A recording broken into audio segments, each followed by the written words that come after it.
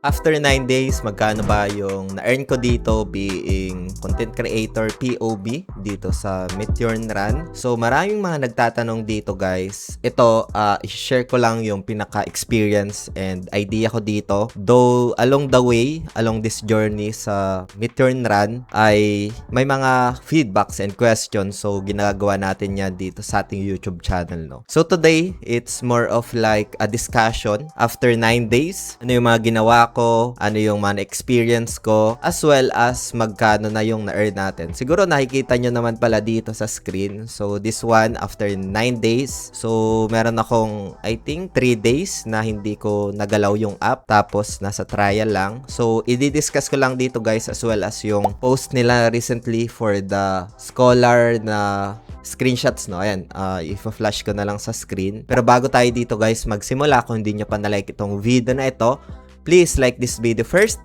subscribe nyo yung YouTube channel natin, turn all the bell icon para ma-notify kayo dito sa mga updates natin na ginagawa sa ating YouTube channel guys, no? So dito nga sa app ni Meteor Run, so current mode is naka-challenge, no? So dito merong mga bonuses, yung mga Meteor Rush, and yung mga multiplier na you can get additional GMTO guys, no?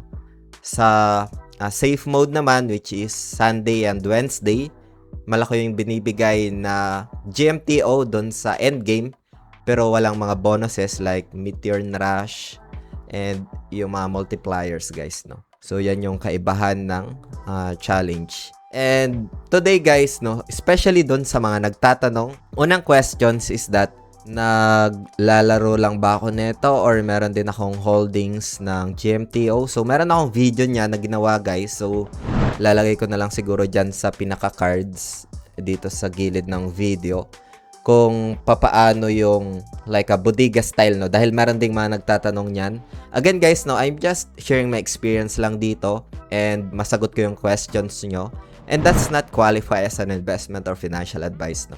So, this game is highly speculative din ito. Much better to do your own due diligence and do your own research as keep mentioning. So, ngayon, ang next question guys, ayun, so, sa questions kung naglalaro lang ba ako neto or meron din akong pinaka GMTO sa na hinuhold. So, both guys, no. So, I've been playing this one just to experience and para ma-share ko din sa mga nagtatanong. Meron din ako na naka DCA mode. Meron tayong video niyan as I mentioned earlier. And then, next question dito guys is that yung pag-farm, no. So, dito guys, as you can see, meron tayong na-farm, no. This is after 9 days. So, yung ginawa ko dito guys is that meron akong 3 days na hindi ko nalaro dahil I keep exploring pa ng game.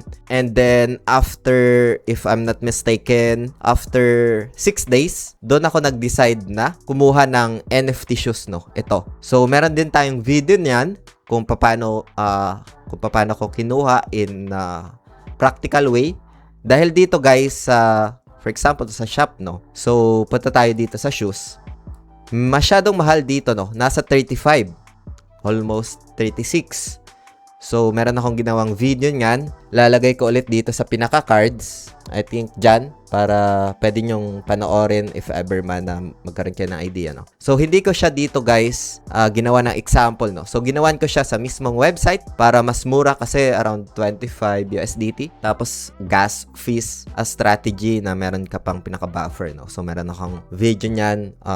As mentioned, lalagay ko na lang yung mga cards dyan sa gilid or sa end part ng video, no? So, next na gagawin ko dito guys is that yung pag-withdraw naman ng actual nitong 928, kaya abangan nyo yung pinaka step by step na actual, no. So after 6 days doon na ako nag-decide, no, na kumuha ng shoes. Itong suot na niya ngayon. So pagkatapos niyan I keep farming for like 4 days, no. Basically 4 days ko lang talaga siya nag-grind. Nakakapag-earn ako ng 200k dahil marami akong ticket guys. Again, sa unang video pa lang I mentioned na this is for the content creator POB. Hindi ito yung individual na tickets, no. Kasi sa individual tickets, meaning trial pa yung gamit mo na shoes, mas lower yung makukuha mo na GMTO, and then mas lower yung ticket mo guys, no. So nagmax ata ako dito ng ticket, if I'm not mistaken, around almost 80 tickets, no, dahil din sa mga gumagamit ng codes natin. So you can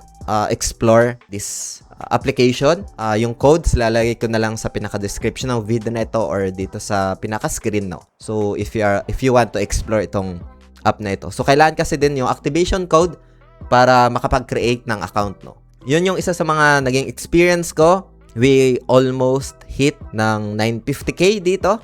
Ayan, so gagawan ko ito ng video step by step on how to withdraw. Do meron na tayong pinaka step by step niyan guys. Sa next video natin ay pinaka actual na nagagawin natin, no? And then meron na tayong pinaka gas fees, which is yung poll na ginawan ko din ng video. So ito guys yung na-earn ko for content creator POB. I think 4 days to 5 days ko nag-grind itong 928 just to farm this one kasi maraming tickets na pwede kong gamitin sa pag-repair, no. Ito na siya, 928. For individual guys, again, it depends yan, no.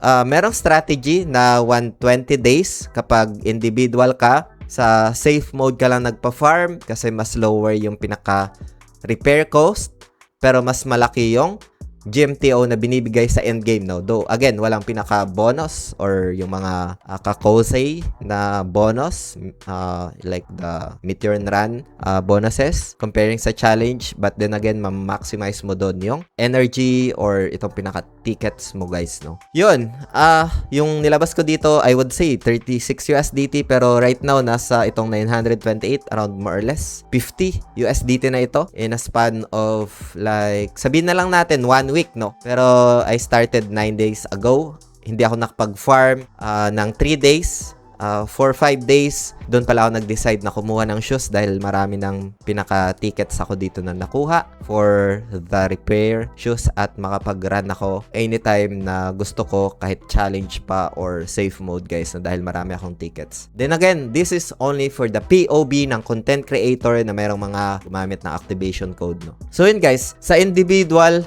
meron akong gagawin like a challenge na lang siguro.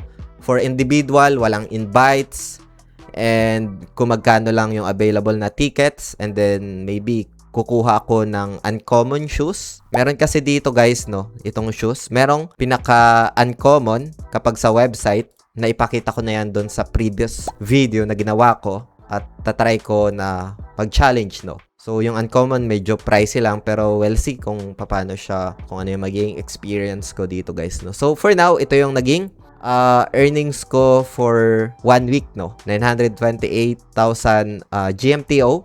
Anytime pwede ko yung i-transfer, and next video gagawan ko yan ng step by step papunta sa GCash. More or less 50 USDT itong worth nitong 928 sa current price ng GMTO, guys, no. So yun, abang-abang tayo doon sa next video na gagawin natin for the individual, hindi content creator POB, and limited yung pinaka-tickets and yung using uncommon. And yeah, sa pag-withdraw neto guys, gagawan ko next video. Meron tayong mga videos na ginawa. So yung una nating video, lalagay ko na lang dito guys sa screen para pwede nyo panoorin yung video na yun kung papaano kumuha ng for gas fees, yung pool, and then mas lower na shoes, 25 USDT comparing sa endgame. Dito sa application mo kukunin na around almost 36 USDT. So lalagay ko na lang yung video na yun dito guys. Ayan, dyan sa screen. And see you sa video na yan guys. No, hope you get some insights, ideas, updates. I just want to share my experience lang dito. Please like this video if you find interesting, and subscribe yung YouTube channel natin for more updates, uploads dito na gagawin ko pa guys, no. So yun lang for today. Maraming salamat ulit sa panunood. Ingat tayong lahat. Peace out. Bye for now.